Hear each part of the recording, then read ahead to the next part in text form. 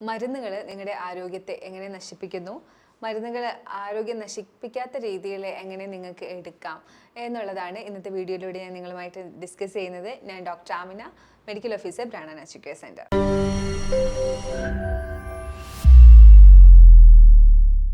നമ്മുടെ ശരീരത്തിൽ കണ്ടുവരുന്ന നമുക്ക് താങ്ങാൻ പറ്റാത്ത രീതിയിലുള്ള വേദനകളും അസഹനീയമായ ബുദ്ധിമുട്ടുകളും ഒക്കെ മാറാനായിട്ട്, തരണം ചെയ്യാനായിട്ടാണ് മരുന്നുകൾ ഉപയോഗിച്ച് വരുന്നത്.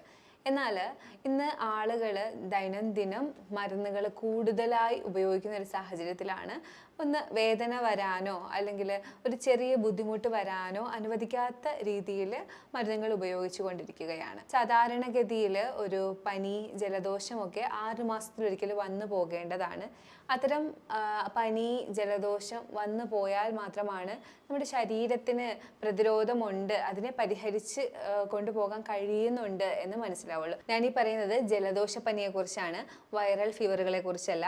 ഇത്തരം ജലദോഷ പനികൾ വരുമ്പോൾ തന്നെ കുട്ടികൾക്ക് പോലും നമ്മൾ മരുന്ന് കൊടുത്ത് അതിനെ അപ്പോൾ തന്നെ മാറ്റുന്ന ഒരു അവസരത്തിൽ നമ്മുടെ പ്രതിരോധത്തെയാണ് നമ്മൾ നശിപ്പിച്ചുകൊണ്ടിരിക്കുന്നത്.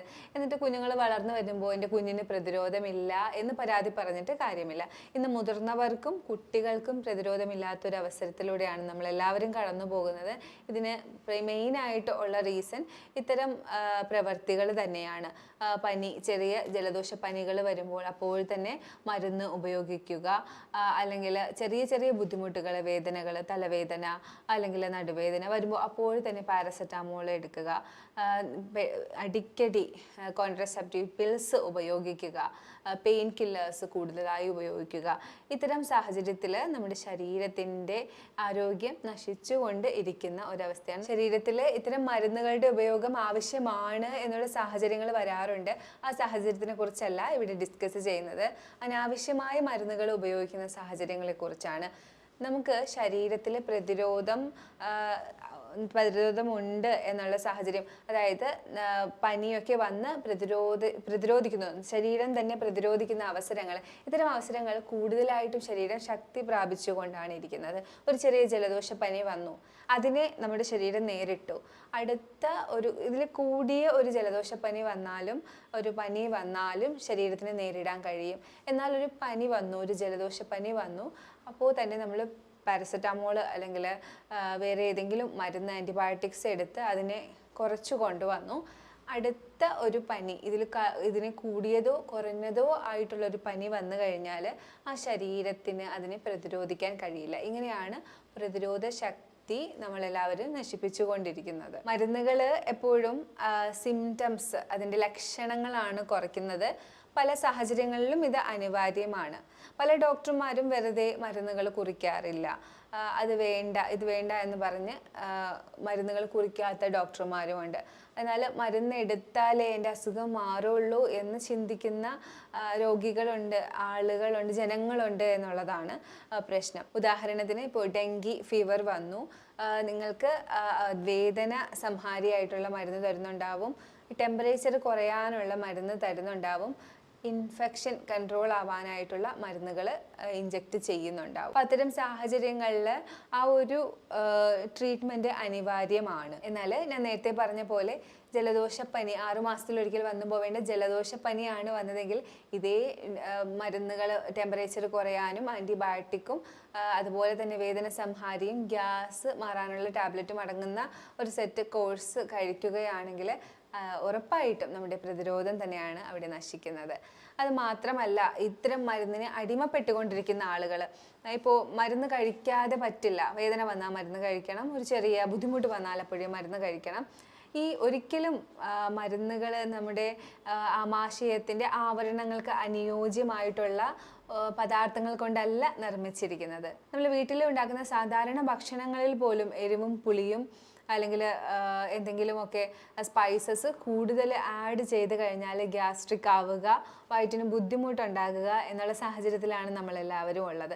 ആ സാഹചര്യത്തിൽ രാസവസ്തുക്കളായിട്ടുള്ള നമ്മുടെ ആമാശയത്തിൻ്റെ ആവരണങ്ങൾക്ക് ചേരാത്ത രീതിയിലുള്ള മരുന്നുകൾ കൂടുതലായി അനാവശ്യമായി ഉള്ളിലേക്ക് എത്തിക്കൊണ്ടിരിക്കുന്ന സാഹചര്യത്തിൽ ഭക്ഷണങ്ങൾ ഉണ്ടാക്കുന്നതിനേക്കാളും കൂടുതൽ ഡാമേജാണ് ഇത്തരം മരുന്നുകൾ ചെലുത്തുന്നത്.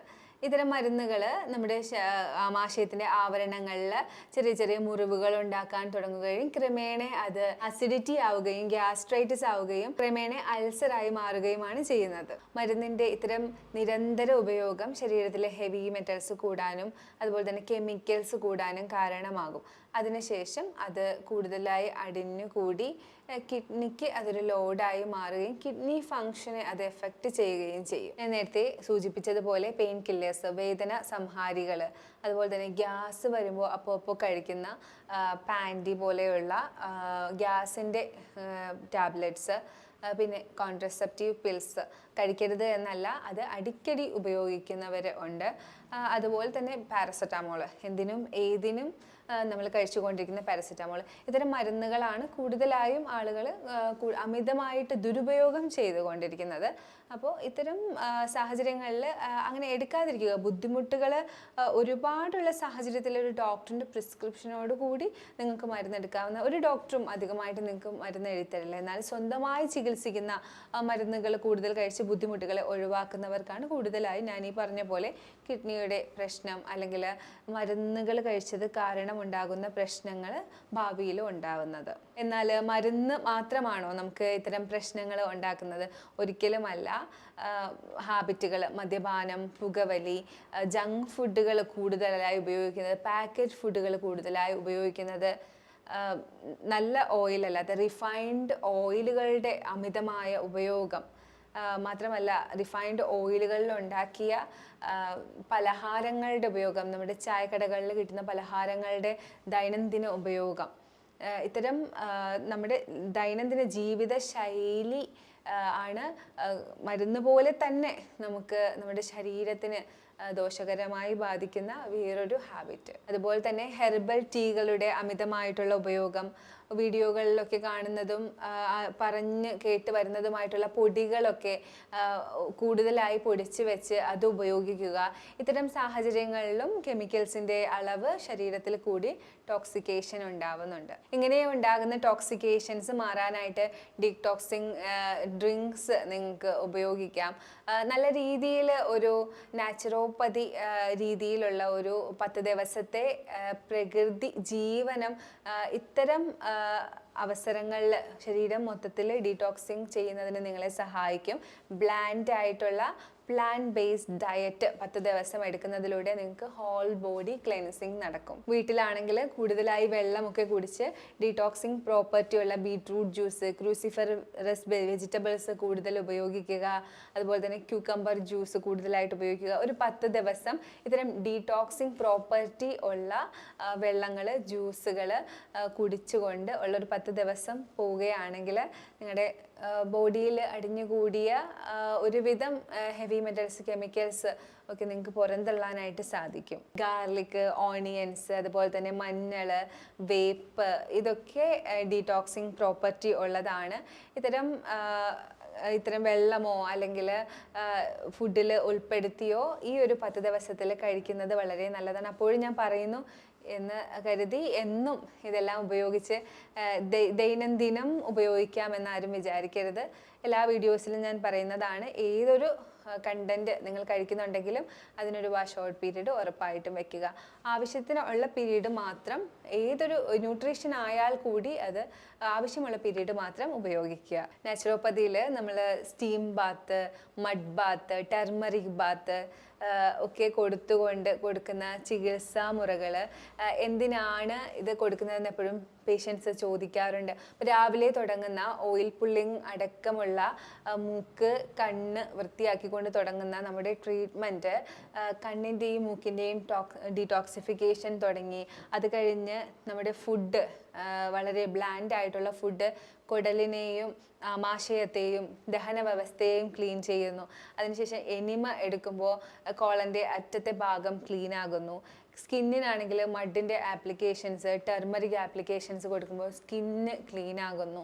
അതുപോലെ തന്നെ ഓരോ പാർട്ടിലേക്ക് ജലചികിത്സയും ആപ്ലിക്കേഷൻസും കൊടുത്ത് പാർട്ടിൻ്റെ ഡീടോക്സിഫിക്കേഷൻ ഇംപ്രൂവ് ചെയ്യുന്നു.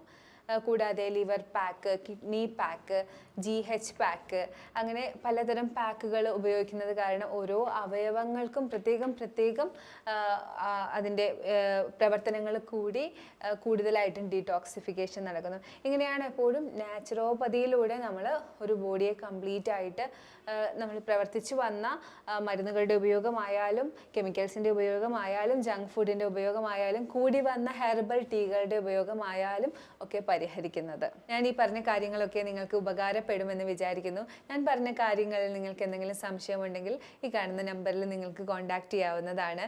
ഇനി വേറൊരു വീഡിയോയിലേക്ക് കാണുന്നത് വരേക്കും ബൈ.